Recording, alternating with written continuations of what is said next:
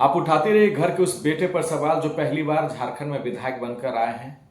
आप उठाते रहिए उनके तेवर पर सवाल जो जनता के लिए या कई मुद्दों के लिए किसी से भी लड़ लेते हैं।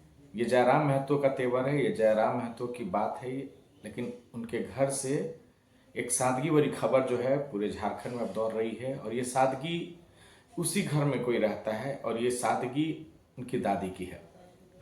झुपड़ी देवी हैं जयराम महतो जो विधायक हैं, डुमरी से जीत कर आए हैं, उनकी दादी है और आज भी एक सादगी का सबसे बड़ा उदाहरण आप कह सकते हैं। राजनीति में भी रहकर किसी विधायक की दादी आज भी हाट में सब्जियां बेचती है और ये पुश्तैनी उनका काम है। उन्हें ये फर्क नहीं पड़ता झुपड़ी देवी को जो जयराम महतो विधायक हैं उनकी दादी को कि उनका बेटा जो है, उनका पोता जो है वो विधायक बन गया है तो वो अपना पुश्तैनी काम छोड़ दें, वो अपनी सादगी छोड़ दें, ऐसा कुछ नहीं फर्क पड़ता। आज भी है वो जो है हाट में आती हैं, अपने खेतों में उगाई गई सब्जियों को बेचने आती हैं, उससे बेचती भी हैं। और ना सिर्फ उनकी दादी बल्कि जयराम महतो की माँ के बारे में भी एक कहानी जो है सोशल मीडिया पर दौड़ रही है कि उनकी माँ भी आज तक सब्जियां बेचने हाट में आती हैं, सब्जियां बेचकर और हर दिन की तरह अपने घर को जाती हैं।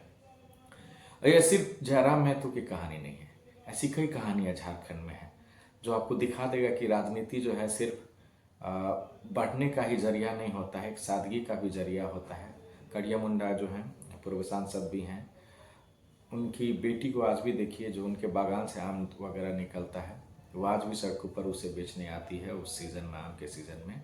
और ये दूसरी कहानी भी झारखंड से ही है, सादगी की मिसाल है जयराम महतो की माँ और जयराम महतो की दादी जो सब्जियां बेचती है। सोचिए कि जिसका बेटा झारखंड विधानसभा में जनता के लिए आवाज़ उठाता हो, उसकी माँ और उसकी दादी आज भी सादगी भरी जीवन ऐसे जीते और उन्हें ये फ़र्क नहीं पड़ता। मैं दोबारा कर रहा हूँ, उन्हें ये फ़र्क नहीं पड़ता कि बेटा जो है कितने बड़े ओहदा पे जा चुका है, विधायक बन गया है, उसके आगे पीछे गाड़ियाँ दौड़ती रहती है, वो जनता के बीच में जाता है, उसकी एक आवाज़ पर सारी चीज़ प्रॉब्लम सॉल्व हो जाती है।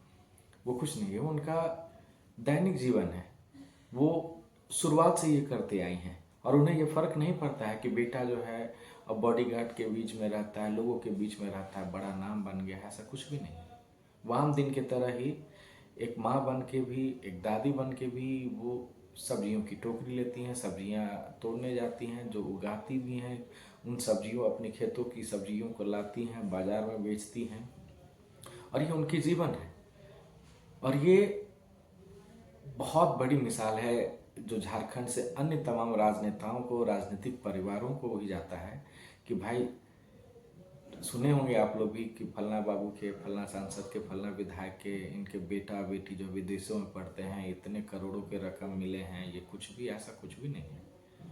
इसी झारखंड में जहाँ एक सांसद के घर पर करोड़ों मिल जाता है, उसी झारखंड में एक विधायक की माँ और दादी जो है सब्जियां बेचती है और ये शौक नहीं, उनका डेली रूटीन है, काम है, सादगी आप कह सकते हैं इन्हें। तो समझिए झारखंड जो है सिर्फ इसलिए ही नहीं बदनाम है कि यहाँ कैश कांड होता है वगैरह वगैरह। एक सादगी की भी जब भी चर्चा होती है राजनीतिक विरासत में तो जयराम महतो का परिवार जो है वो ज़रूर उनका जिक्र होता है, अब उनके परिवार का नाम आता है। और राजनीतिक सादगी कैसे अगर हो सकती है तो जयराम महतो की माँ से सीखिए, जयराम महतो की दादी से सीखिए कि कैसे कोई घर में विधायक है और उसके घर की दो महिला सब्जियां बेचने जाती है।